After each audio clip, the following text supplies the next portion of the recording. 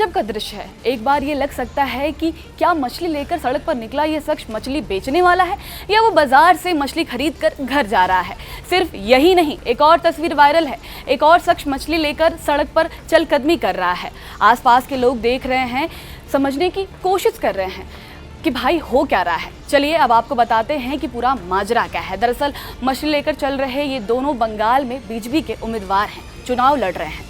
नमस्कार, मैं साक्षी सिंह और आप देख रहे हैं जी मीडिया का डिजिटल प्लेटफॉर्म। बीजेपी उम्मीदवार राकेश सिंह और दूसरे उम्मीदवार का नाम है कौस्तुभा बागची। दोनों हाथ में मरी हुई मछली लेकर घर घर वोट मांगते दिखाई दे रहे हैं। ये कोई सामान्य प्रचार नहीं था, बल्कि ऐसा दृश्य था जिसने देखने वालों को कुछ पल के लिए सोचने पर मजबूर कर दिया। चुनावी रैलियों और भाषणों से आगे बढ़कर जब प्रचार का तरीका लोगों को चौंकाने लगे तो सवाल उठना लाजमी है, आखिर संदेश क्या है और उसका मकसद क्या है। दरअसल ये खाली चुनावी दांव है। बीजेपी के उम्मीदवार ऐसा करके ममता बनर्जी के सियासी चक्रव्यूह को तोड़ना चाहते हैं। सवाल उठता है कि ममता का दांव क्या है। दरअसल ममता बनर्जी बंगाल चुनावी में बाहरी बनाम बांग्ला की लकीर खींच रही है। वो लगभग हर रैली में ये कहती हैं कि बंगाल में राज बंगाली ही करेंगे, लेकिन बीजेपी बाहरी पार्टी है और यूपी बिहार के लोग बंगाल में घुसपैठ करना चाहते हैं। ममता के निशाने पर मोदी और अमित शाह भी हैं। अब बीजेपी ममता के इस बाहरी वाले चक्रव्यूह का काट निकालने में लगी हुई है।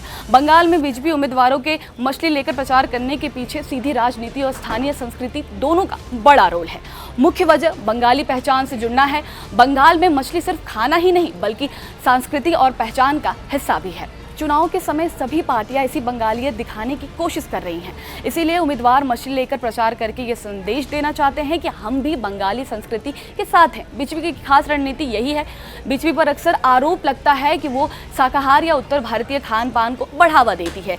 इसे काउंटर करने के लिए पार्टी अब दिखा रही है कि वो मछली जैसे स्थानीय भोजन के खिलाफ बिल्कुल नहीं है। यानी संदेश ये है कि हम आपकी खान पान परंपरा नहीं बदलेंगे, हम उस संस्कृति के हिस्सा हैं, बाहरी नहीं, यहीं के हैं।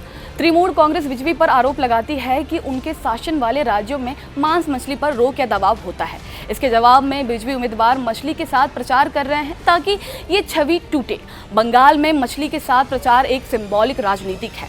इसका मकसद बंगाली संस्कृति से जुड़ाव दिखाना, विरोधियों के आरोपों का जवाब देना, स्थानीय वोटरों को ये भरोसा दिलाना है कि उनकी जीवन शैली सुरक्षित है। यानी बंगाल का चुनाव दिलचस्प मोड़ पर आ गया है। ये बाहरी बनाम बांग्ला की लड़ाई में बदल चुका है, जिसमें बीजेपी राम का नाम लेती है तो जवाब में काली दुर्गा का नाम लिया जाता है।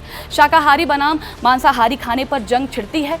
पहनावे पर खींचतान दिखता है। बुलडोजर बनाम भद्र लोगों की बात कही जाती है। ममता का ये पुराना दाव है। इससे पहले 2021 में ममता बनर्जी ने इसी दाव में बीजेपी को फंसाया था।